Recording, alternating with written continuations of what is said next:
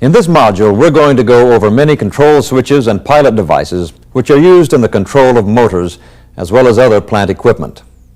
Understanding the definitions and descriptions of the various devices used in the control of motors and motor circuits is very important.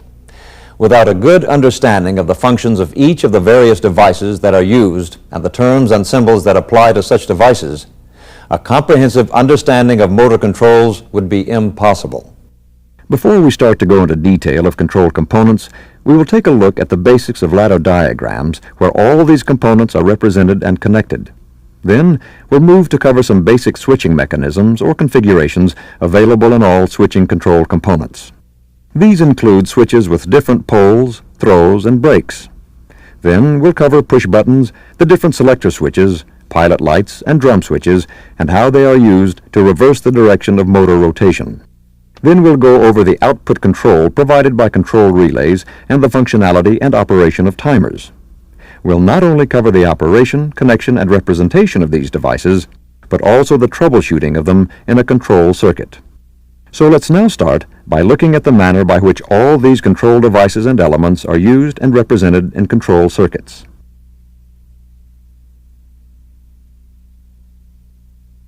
All the control devices we'll be explaining will be represented in what's called ladder diagrams. These diagrams are also called line diagrams or elementary diagrams. The basic representations of them is based on two rails, one on the left and one on the right, where they represent power. The control elements or devices are placed from left to right in a specified sequence to illustrate the wiring connections that are made to form the control circuit. The final elements to the most right is generally the element being controlled, like a relay, motor starter, or an indicating light. In this module, we are going to cover some very basic ladder diagrams which will be used to explain each of the control switches we're going to be covering. The devices that are used to control the operation of a system or process are called pilot devices. A pilot device can be defined as a switch or other device that is actuated by a non-electrical means. A push button is an example of a pilot device, as are limit switches, float switches, and temperature switches. Pilot devices are characterized as having limited current carrying capability and are normally limited to loads that do not exceed 10 to 15 amps.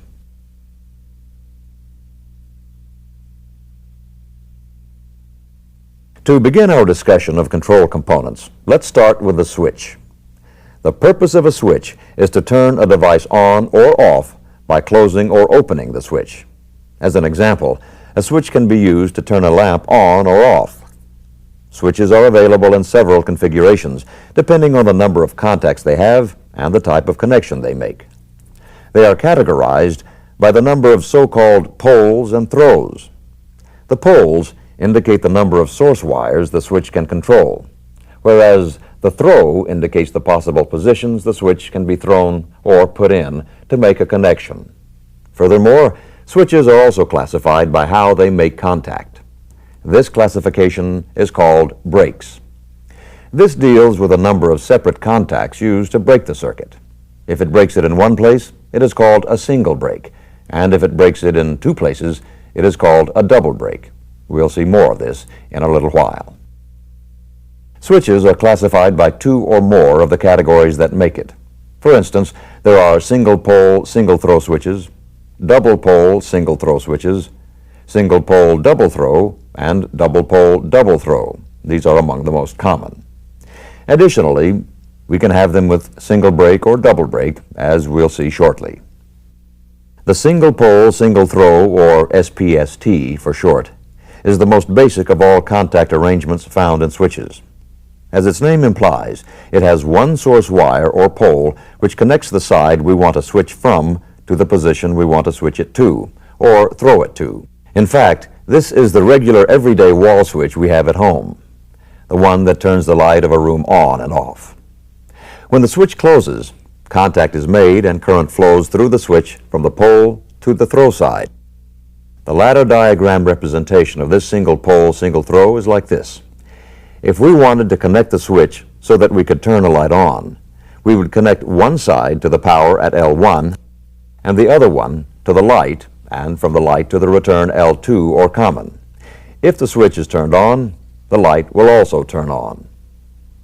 The double pole single throw is essentially two single pole single throw switches together. The dashed lines between the contacts indicate a mechanical link between the two switches. This switch can connect two source wires which can be thrown to two single wire destinations. If the switch is turned on, current from the left will flow to the right. In a ladder diagram, if we had two lights connected to the switch, its representation will look like this. When the switch is thrown into the on position, both lights will be on.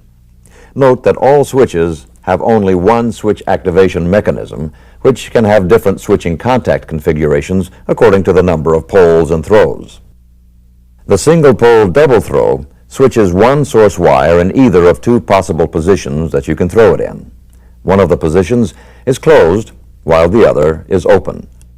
If you had two lights, one connected to each of the throws of the switch, one will be on while the other is off. When you throw the switch into the other position, the bottom light will be on and the other one off. This single pole double throw switch configuration is, in fact, used a lot at home by us every day. You can recall the two switches in a room where both can turn a light on and off. In a ladder diagram, we can see that if you throw the switch in this position in one side of the room, the light will be on, and if you throw the second switch, it will be off. In this diagram, the second switch was thrown in a reverse manner to simplify its wiring representation. This circuit is the one we have at home using two single-pole double-throw switches to turn one light on and off.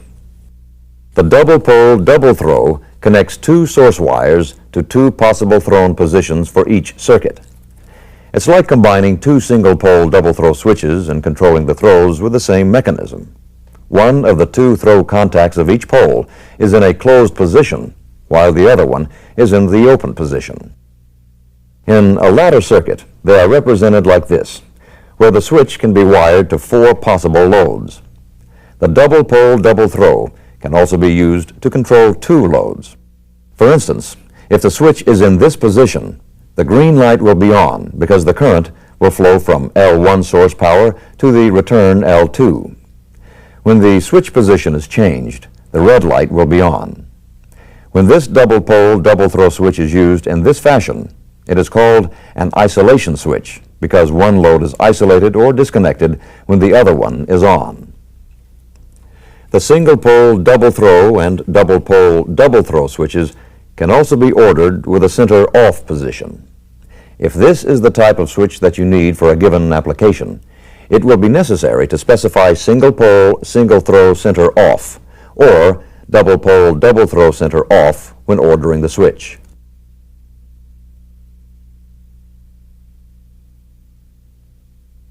The single break denomination comes about due to the fact that a switch uses one set of contacts to break a circuit. In this single pole, single throw, there is only one point of break right here. If a switch breaks in 2 points, like right here, then it is called a double break contact switch. In ladder circuits, it is represented like this. The single break and double break type of contacts also apply to all the switches that we have talked about. Note that where before we used to use the sort of swing side of the switch, there is now the additional break.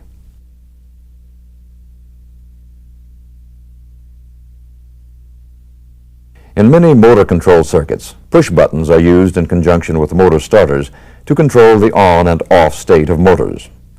Push buttons can be ordered with normally open contacts, normally closed contacts, or a combination of both normally open and normally closed contacts.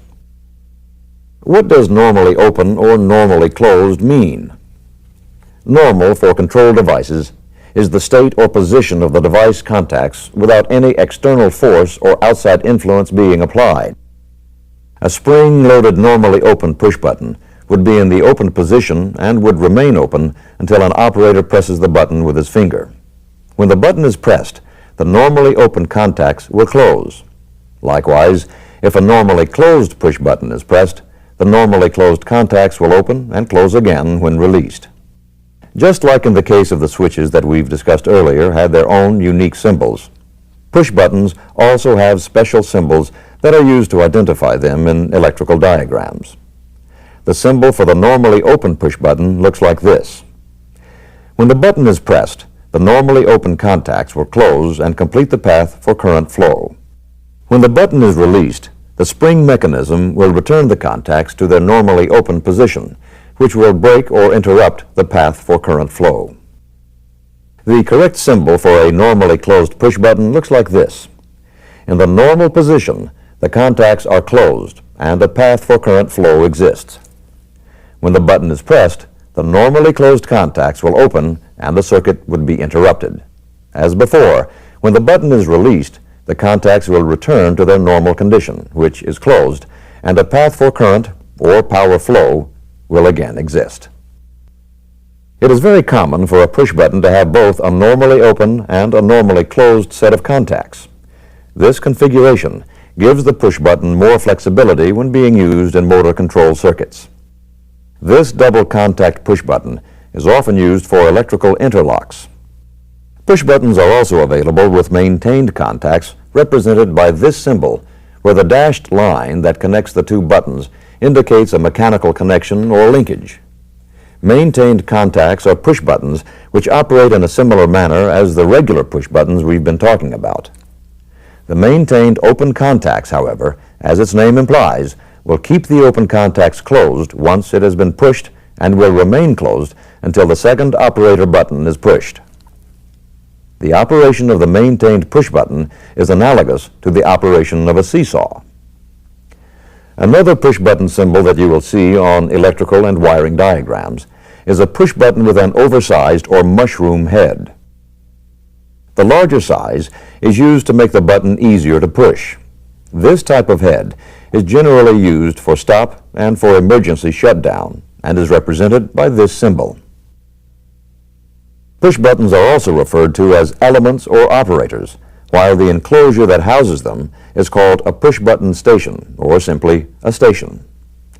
A typical push button is composed of several assemblies which include the operator itself, covered with a legend plate, and retaining or mounting rings, which form the part of the push button we see from the front. On the back side, it has the contact blocks, which can be formed by one or more blocks, which are activated mechanically by the operator button. These contacts, as we know, come in normally open or normally closed sets. The contact connections from the push buttons are hardwired to other control elements or power sources. Legend plates are available for all standard functions, such as stop, start, forward, reverse, up, down, and so forth. The legend plates come in various sizes and mount under the push button retaining ring. Push buttons and legend plates can also be mounted on panel door fronts, motor control centers, and other types of enclosures. As an electrician or technician, you will need to troubleshoot many components for faulty operation and replacement, and the push button will be one of these components.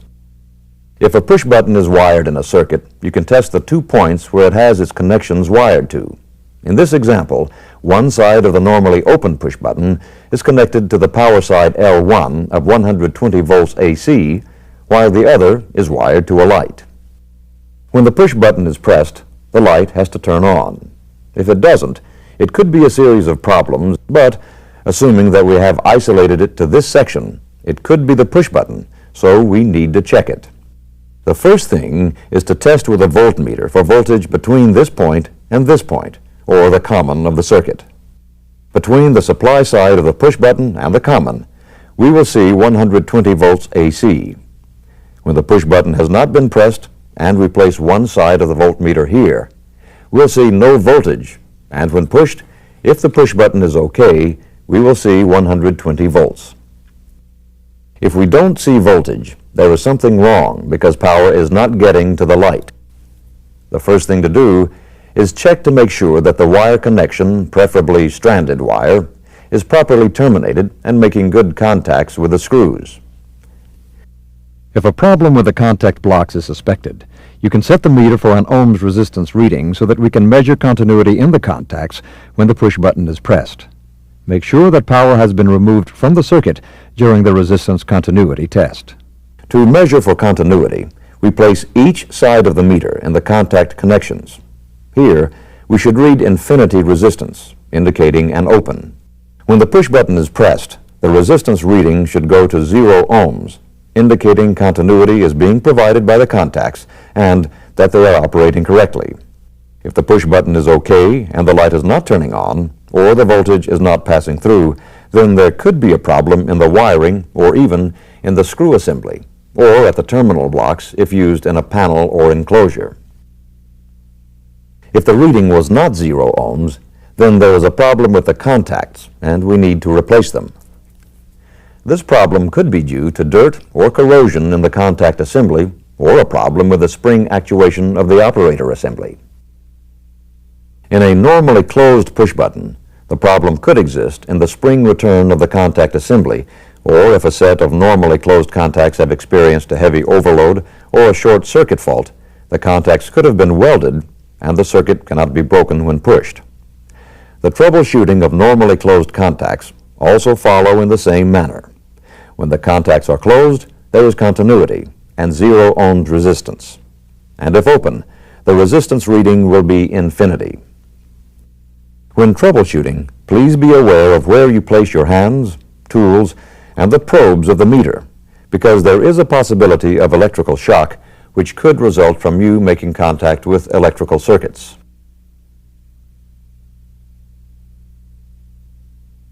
Another control component is the selector switch. Selector switches use a cam assembly and contact blocks to give the switch the capability of having 2, 3, or 4 possible positions. Varying the contact block assemblies will provide a wide variety of contact sequences. Other options include a selector switch with key operator or a variety of knobs as the selector mechanisms. A 2-position selector switch is represented by this symbol. Selector switches are also identified by the abbreviation SS1, SS2, and so on, depending on the number of selector switches in a circuit. The symbol used for the 2-position selector switch has the arrow, which is the handle or selector, pointed to the left. In this position, the top set of contacts will be closed and the bottom set will be open. When the knob is turned to the position 2, then the bottom set of contacts will be closed. This type of switch can be used as an off-run switch to control a circuit. Wired as shown, when the switch is in the off position, there is no power to the circuit. When the switch is moved to the run or on position, power is connected to the circuit and the circuit can operate normally. In this case, the motor will be energized and run. This position selector switch has a double pole, double throw set of contacts with double breaks. For a 3-position switch, the arrow points straight up. In this position, neither set of contacts are closed and the selector switch is off. This is the type of switch that is used for a hand-off auto switch. The hand nomenclature implies operation by hand or manual. In this example, when the selector is to the left, the top set of contacts will be closed and the circuit would be in the hand position so that the mixer motor can be operated by pressing the run push button. Every time the operator pushes run, the mixer motor will run. With the selector in the center position, the circuit would be off. Turning the selector to the right will close the bottom set of contacts and the circuit would be in the auto mode.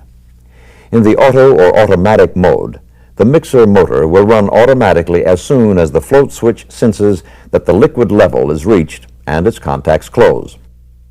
Selector switches with more than 2 positions will show the contact connections in many ways. The 2 most common ones include the use of X markings like this and chart tables, also called target tables, which we'll go over shortly. The X markings in a line indicate that at that switch position, the contacts in that line will be making contact. For instance, in the position 1, the switch will be providing continuity in the first and third lines as indicated by the X's. When the switch is placed in position 3, the lines marked with the X for this position will be making contact, in this case, the second and fourth lines. As can be seen, the second position points out to the center without any X or connection. This is the center off position. If the selector switch had 4 positions like this, marked by the X's, the same selection would apply. In position 1, the lines marked with an X, in this case lines 2 and 4, will be providing continuity. In position 2, lines 2 and 3 will have continuity. In position 3, lines 1 and 3 will be selected for continuity, and in position 4 will be lines 1 and 4. Note that in diagrams where a multiple position selector switch is shown with the X's marked, you can only have one X in one line per double pole, double throw selector switch position. A ladder diagram with a switch position like this would be a mistake and a conflict, because at position 3 you cannot have line 1 and 2 both providing continuity at the same time. A wrongly documented diagram like this will make troubleshooting a circuit rather difficult, because you would not know which one is the correct one providing continuity in line 1 or in line 2. The selector switch table representation also provides the same information as in the case of the X markings. In position 1, the switch will be conducting at points A and C, while at position 3, it will be providing continuity at contacts B and D.